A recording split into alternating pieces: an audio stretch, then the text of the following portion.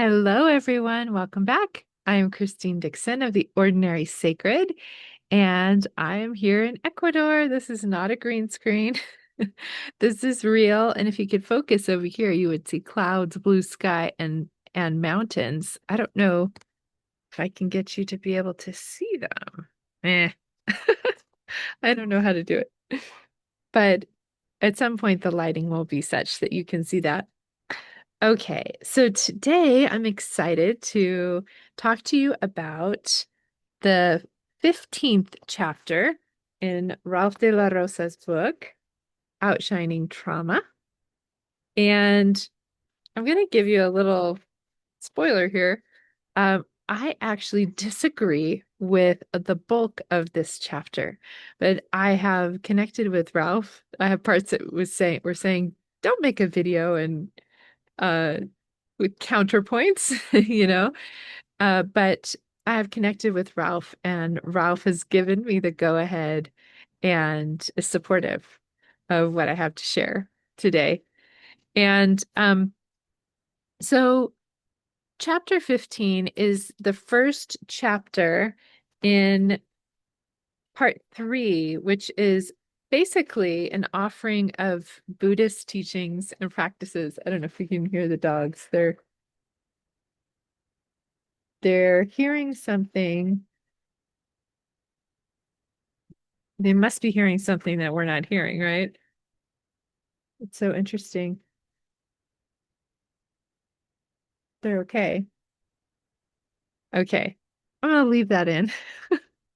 So chapter 15 is adjusting the lens. And like I said, this is where Ralph is going to introduce some Buddhist practices in an effort to kind of support and integrate them with internal family systems. Um, and so this one Ralph calls seeing through core beliefs with clarity. And in the on the first page, Ralph talks about how a lot of what IFS is inner parenting. And this chapter is really about that. So on the first page, or on page 175, first page of the chapter, Ralph says, um, that part of self energy and inner parenting is giving ourselves the love that we didn't get the first time around, this empathic care. But Ralph says that there's another aspect to it, which Ralph calls life wisdom and teaching of boundaries and things like that, which I completely agree with. But then, as Ralph starts to describe, they use words like help regulate our impulses, and help us tolerate hard things, and develop certain qualities and things like that. And those words really felt to my system like they were describing managers. And so I actually have a theory. Well, let me describe more of what Ralph says here, and then I'll tell you my theory. So Ralph says that the self in the inner parenting needs to have both tenderness and firmness. Um, and like the two wings in Buddhism, the bird needs two wings to fly, that they need to have heartfulness and clear seeing, compassion and wisdom, love and integrity. Like Brene Brown says, a strong back and a soft front. Now, I agree with all of that. Um, and if Ralph means by firmness, like a confidence, right? I feel like the energy of self is very confident and strong, right? And so there is a softness and a strength to self at the same time. But later, Ralph talks about that self will say no or stop to the parts and will discipline the parts. This is where I have some contention, and maybe it's just with the language, because in my system, discipline equals punishment. And in my experience, that's not at all how self interacts with my parts. So I actually looked up I was curious. I thought, does discipline mean the same thing as punishment? So I looked up the definition of discipline, and the Oxford Dictionary says that discipline is the practice of training people to obey rules or code of behavior using punishment to correct disobedience. So again, in this definition, discipline and punishment are very connected. But then I asked my Google AI, what is the difference between discipline and punishment? And it said this: discipline and punishment, while both aimed at influencing behavior, differ significantly in their approach and intended outcomes. Discipline focuses on teaching, guiding, and fostering self-control, whereas punishment primarily aims to deter unwanted behavior through penalties or suffering. Discipline emphasizes learning and improvement, while punishment emphasizes control and obedience. So, in this comparison of discipline and punishment, I agree kind of with the way they're describing discipline as emphasizing learning and improvement and focusing on teaching and guiding. I do have an issue with the self-control because just the word control, in my experience, self doesn't ever try to control any part whatsoever. Um, but those kinds of things, yes, I do experience the self as teaching and guiding and encouraging and you know, uh, helping the part grow as much as the part wants to, right? And learn new things. But a lot of people, including myself, and maybe you're one of these people, maybe you're not, you can tell me in the comments, but when they hear the word discipline, they equate that with punishment, right? In the religion that I grew up in, there was a verse that said, God disciplines those he loves. And there's verses of spare the rod, spoil the child, right? And that the discipline was equated with the rod, which was, some people will say, a lot of people interpreted the rod as hitting, right? Got to hit people. Whereas other people interpreted the rod as a shepherd who has a staff that's like a rod, and they guide the sheep with it, not to harm them, hit them, or punish them, but to just guide them in the direction that would be more life-giving for them. And so, in that sense, I do see the self as a good shepherd, as a loving shepherd, as maybe the parts are sheep and they are helping them go in a direction that gives them life, it keeps them from harm.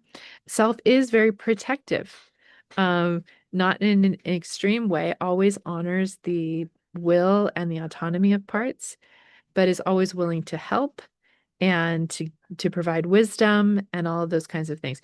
But not only, in my system is just the word discipline equated with punishment, which I do not experience in self.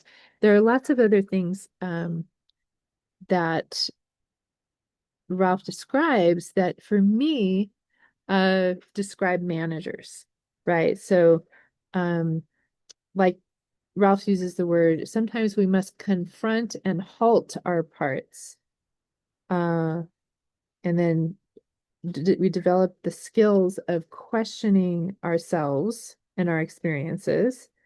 Um, let's see, there's some others throughout this chapter that I might come to later, but this is my theory. I'll tell you my theory here. So, and again, throughout this chapter and some of the following chapters as well that describe Buddhist practices, what I realized was a lot of religion or practices that have kind of been put into dogma, in my experience, are providing managers for people. And that is not necessarily a bad thing. It can be a really valuable thing, whether it's Christianity, Islam, Judaism, Buddhism, Hinduism, when there are kind of like these rules to live by, and there's a fostering of self-discipline and self-control. That's an image to me of the managers keeping in check, usually, the firefighters, right? Which are the parts that seem impulsive and out of control and extreme and doing antisocial things or things that might cause harm to us or other people, right? So those managers have this role to keep them in line, to not cause harm.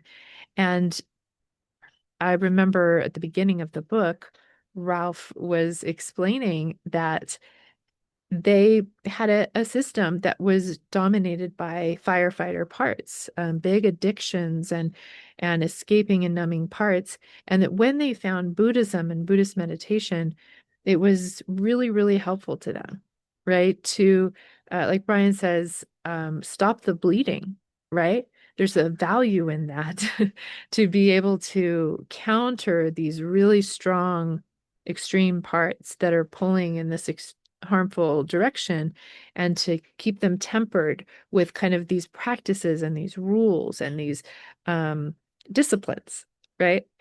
And so that is so valuable for many people. I think that's how AA acts for many people. But then Ralph themselves describes that it wasn't until they met IFS that they were able to really get to the roots and heal the trauma experiences that their parts were stuck in so that their firefighters could finally relax on their own, right? And that learning the Buddhist traditions and everything wasn't complete. And so that is my experience as well. Now, at one point in this chapter, Ralph talks about how people didn't have parents who had structure and discipline for them. And so the self provides what they didn't have in that way. But I personally did have parents who provided a lot of structure and discipline. And so I developed a dominant system of managers.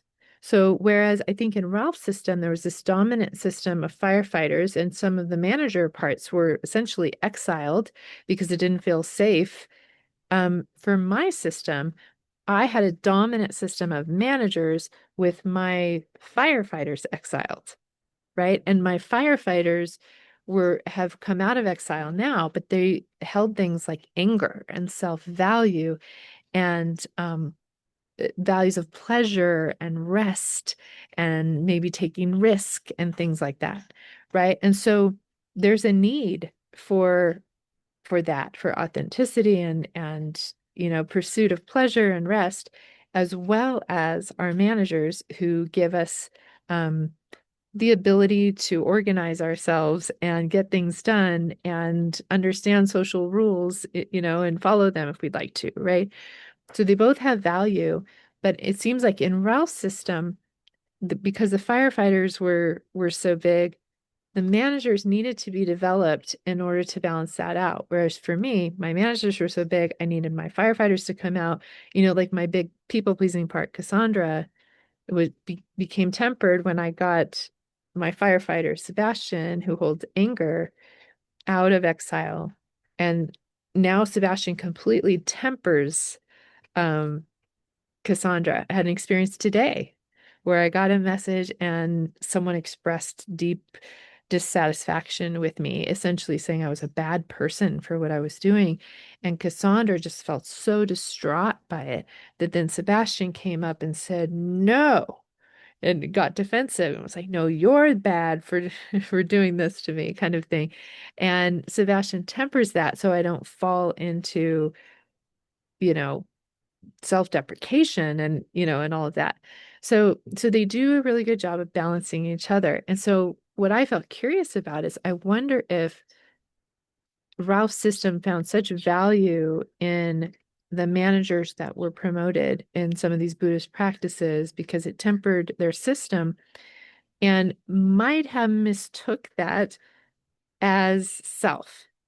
Um, and again, I'm not saying that self is not strong, wise, has integrity, is helpful, guides, um, but there's never, ever, ever any ounce of fear, shame, judgment, force, none of that.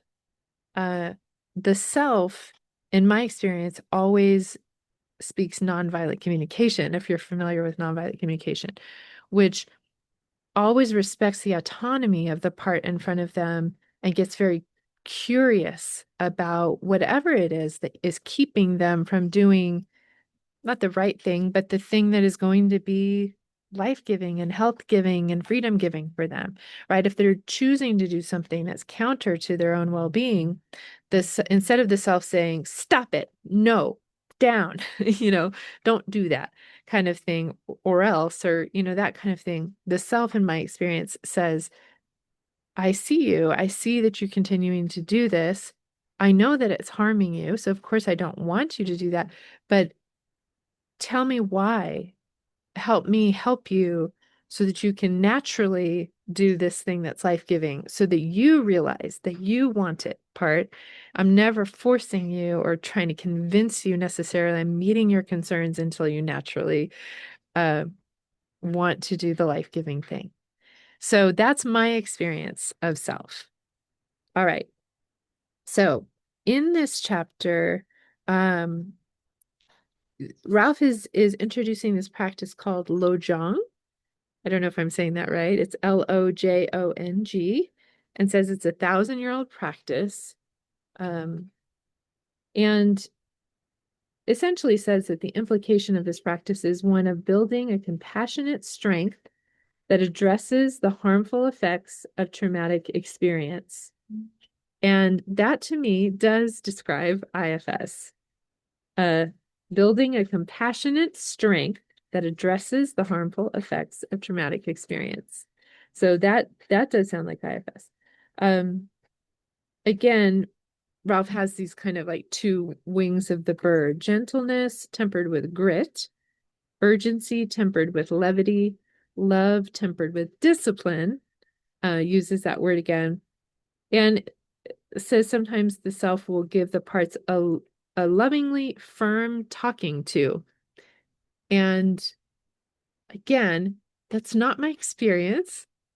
But it depends. Maybe I wish Ralph could tell me, an example of what does that look like to have a love firm talking to, because my parts get activated. Talking to sounds like kind of shaming, critical, uh, in a kind of firm but negative way.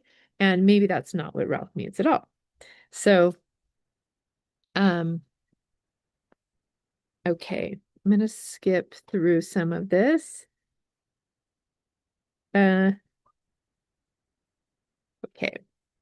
So then Ralph begins to talk about some of the, they're kind of like wise sayings in this Lojong practice that are meant to be kind of pondered and meditated on to get different levels of understanding of them, which I don't have any problem with. I think can be very, very valuable on different levels. Jesus also did that, had parables that said if you have ears to hear, um, then you can hear, right? And so I do think that sometimes the message is available if and when we are ready, to hear it. And so, but I also love what someone was saying. I think, was it Einstein? It might have been Einstein that said that if you can't explain something so that a 5-year-old can understand it, then you don't necessarily understand it.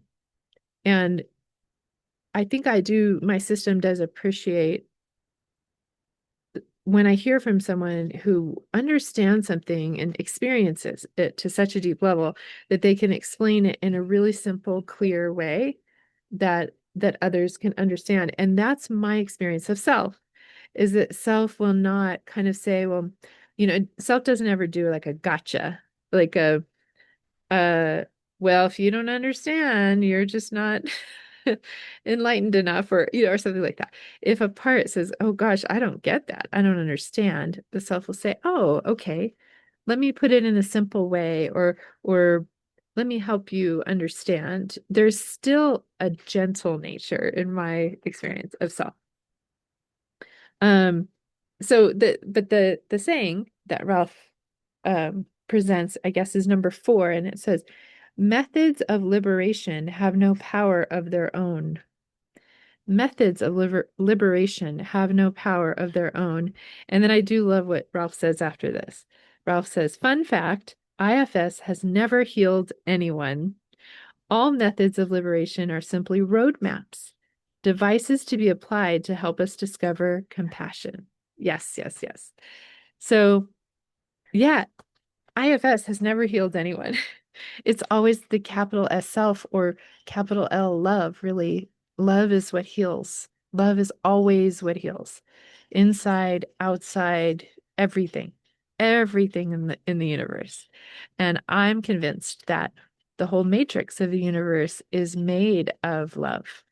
And so when we access that capital L love, capital S self inside of us, and we turn that loving gaze toward the parts of us who suffer, who question, who are extreme, what that looks like is gentle, non-judgmental curiosity, witness, strength for sure, courage, connectedness, all those C's, a high perspective. So a lot of wisdom and a lot of uh, availability to help if and when the parts want it and need it, or, you know, of their own volition, choose it.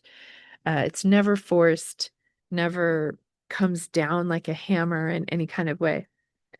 Uh, but yes, Ralph says methodologies and meditation practices are all made up. They're human-made constructs.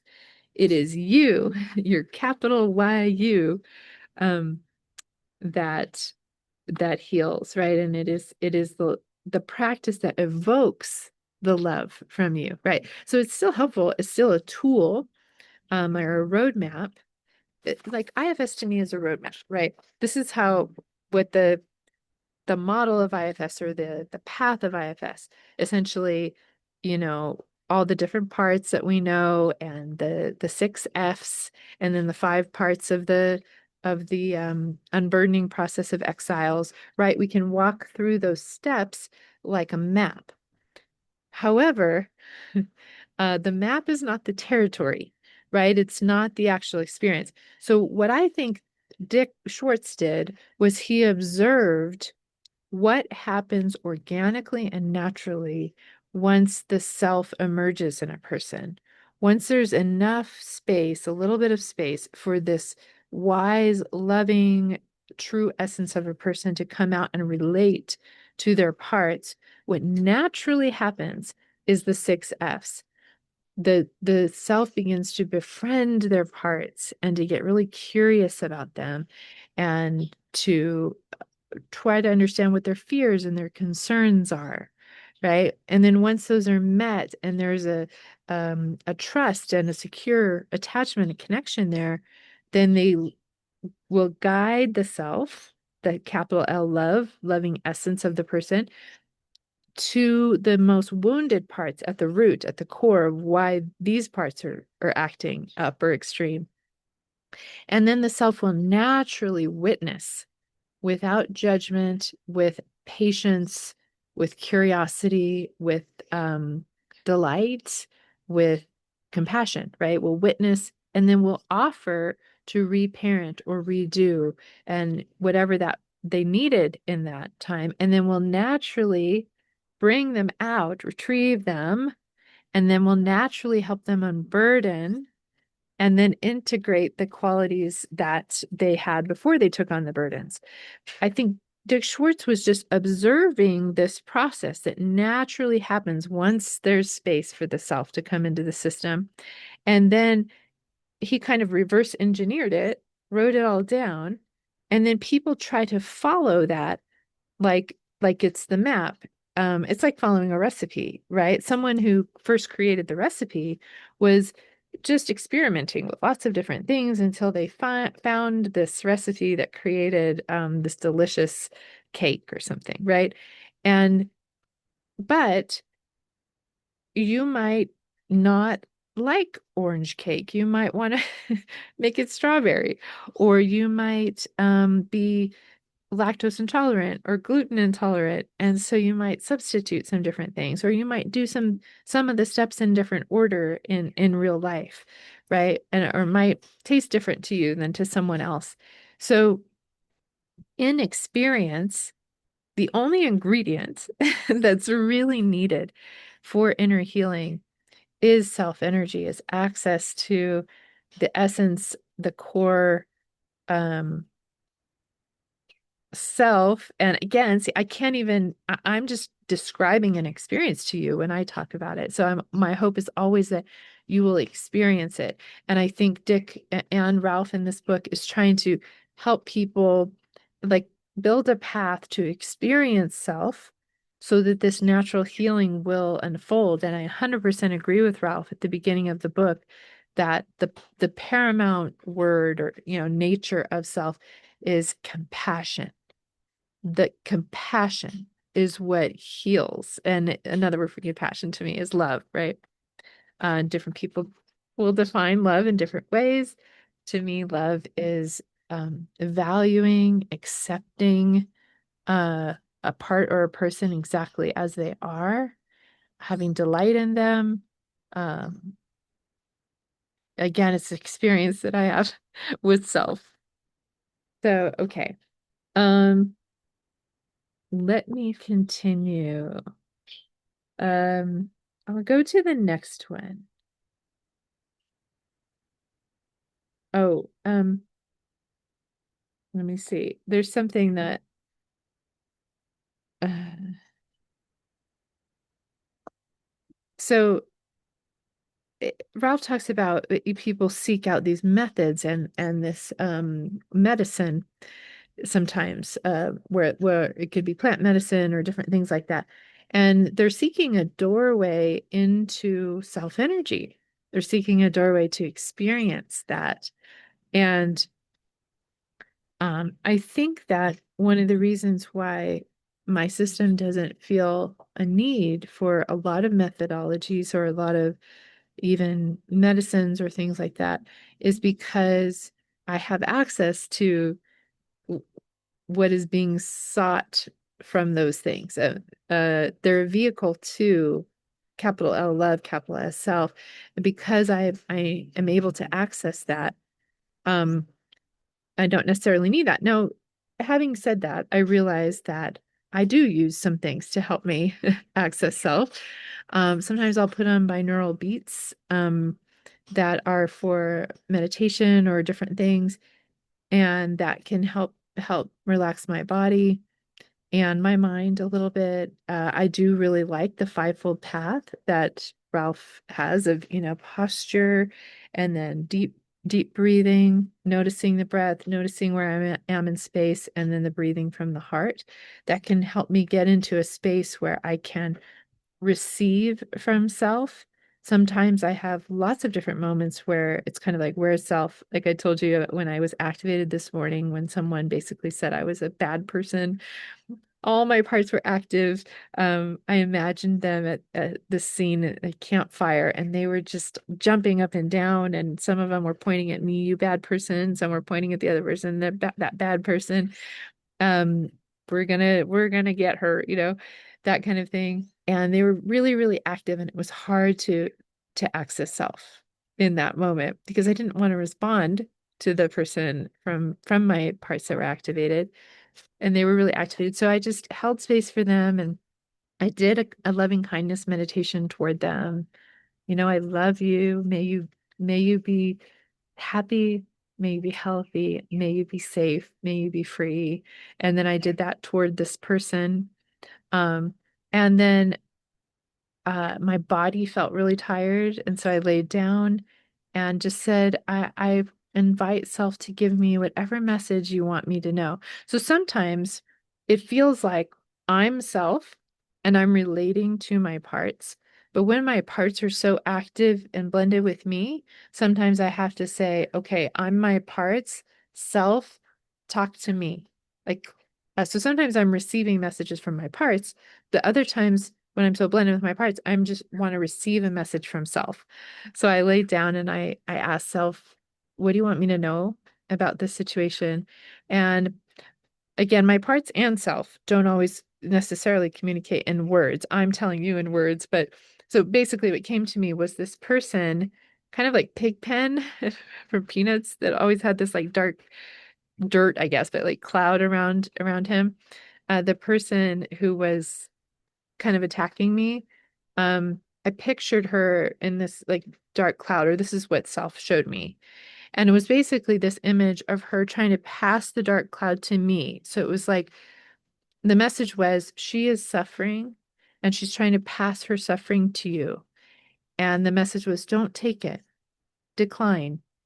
No, thank you. Right? I'm sorry you're suffering, but no, I don't want to take it. Because my parts started to suffer, right, from it. And then um, after that, there was this beautiful image of the whole earth, and there was this message of um, ownership of resources and parts of the earth is an illusion, that there's enough for everyone. And there was this image of everyone living on the earth and within their means, right? And just there being enough resources for everyone and everyone being happy, healthy, safe, and free. And that it's an illusion that we have to fight each other and compete with each other in order to have that. So it was just a beautiful, quick, clear, comforting message that really settled and helped my parts relax. So again, just sharing a little bit, a little bit of my experience from today. Um, so let's see. The next one um, of these sayings that are to be contemplated in this Lojong practice, I guess, is number 6, and it's on page 183. It says, regard everything you experience as a dream. Regard everything you experience as a dream. Um, yeah. And in this one, Ralph talks about how dreams are an alternate reality, where there's no point, no goals, we can play, that kind of thing. Later, Ralph says the deepest healing happens when we drop our agenda. Agree with that. Self doesn't have agenda. That's why I don't think self says um gives us a talking to, because the talking to me insinuates agenda, at least in my experience. uh we heal when we tend and befriend, as Tara Brach puts it. Yes. The curious process of getting to know ourselves, getting to know our parts. For sure, that describes self to me. The next one that Ralph presents is number 28 in these I can't remember how many there are, but there's a whole list of these sayings to be contemplated. It is abandon any hope of fruition. Abandon any hope of fruition. Um, and I think sorry, I'm just trying to read what Ralph believes this means. Um, uh, yeah, that there's no kind of like, I'll say, there's no arriving, right? It's just a process that we're in constantly. It's an inner relationship. It's an interconnecting that happens all the time. It's not like we finally find the answer and we cease to do anything ever again, or we're constantly trying to find the arrival, the end all be all, but that's not it. So Ralph says, just meditate to meditate, not to get somewhere or to be enlightened or to reach some level, right? It's just being. We're just always here now. As I say, our healing always occurs in this moment as we love whatever arises right now. Um, Ralph says, frankly, this is the way self energy tends to move on its own. Yes, yes. Uh, okay. And then Ralph does an exercise, and I'm not going to lead you through it. I will describe it to you if you want to kind of try to do it. But Ralph leads you through the fivefold foundation, and then a body scan. if you're not sure what a fivefold foundation is, check out some of my last videos. I do it with every exercise essentially that Ralph teaches in this book. Um, but basically has you do a body scan where you're just aware of the kind of from your head to your feet or your feet to your head, the different parts of your body, and you're just bringing attention to them and noticing if there's any sensation or pain or anything like that. Um, and then they have you essentially understand that 99.999% of our body is actually made of space, right? That the space between the parts of the molecules and the atoms is so vast that we are essentially empty space. And so Ralph has us again go through the body scan and imagine sort of like, imagine our head just dissipate, right? Like imagine all the space between all the molecules and the fact, and the reason why I like this, and then you go through each body part and you do that. Um, I'm not exactly sure how um this relates to I think Ralph's trying to say the last let's call it a roan or riddle about treating everything like a dream. I think that's why Ralph has this exercise. It's kind of like everything is uh not to be taken so seriously or so rigidly, right? And so when we realize that we are actually mostly made of space, that's helpful. And it reminds me of one more thing, which will lead into the next video. I hope to make a video. This video should come out Thursday, and the next one should come out Sunday. I hope to start making two a week again. I'm going to talk about something that Anita Morjani said recently.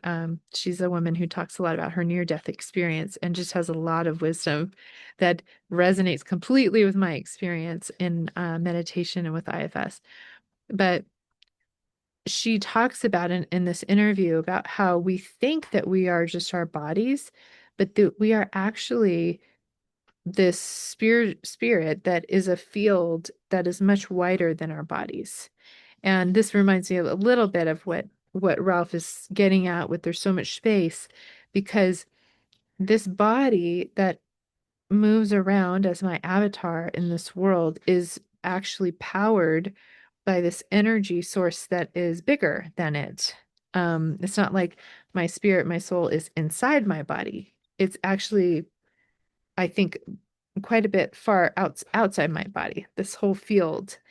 And so a lot of times when I'm having pain or fearful thoughts or my parts are, afraid or angry or sad or anything, I will just imagine the expanse, almost like an aura, I guess, or like a glow around my body.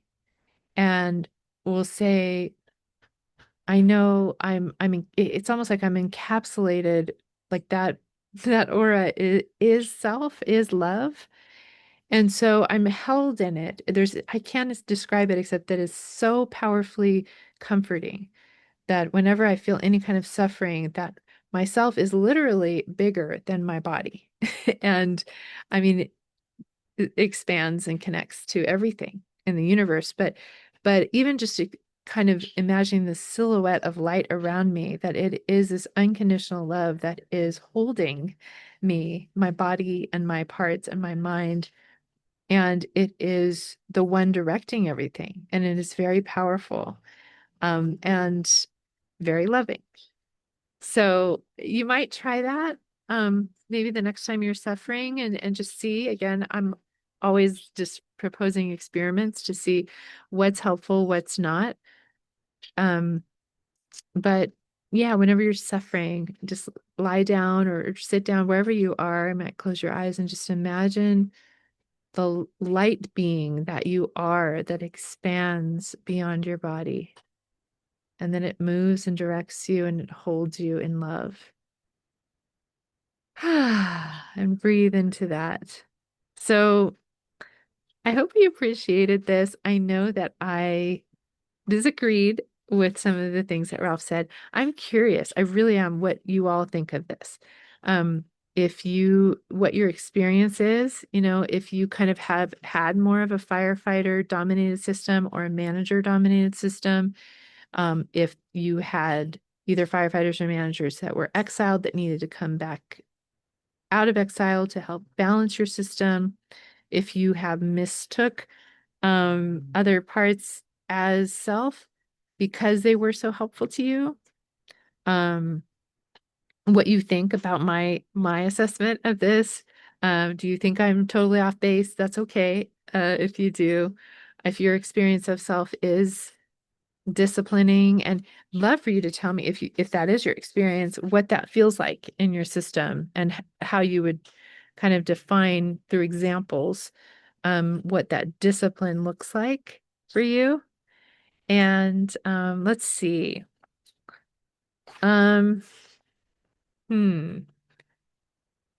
I sometimes I run out of emoji ideas. Um, just because uh I'm surrounded by beautiful green trees and flowers. Go ahead and if you've watched to the end here, put in the comments an emoji of a flower or a tree or something natural and green and lovely. And then I'll just know that you watched to the end. It's just a fun thing. No shame if you didn't. Um, and yeah, next time, hopefully, I will come and talk more about Anita Morjani said something in an interview that challenged my system. And I kind of had a process and then an epiphany around it, that what she was saying was actually very, very true. So I'll talk about that in the next video. All right. Sending you all love. See you next time.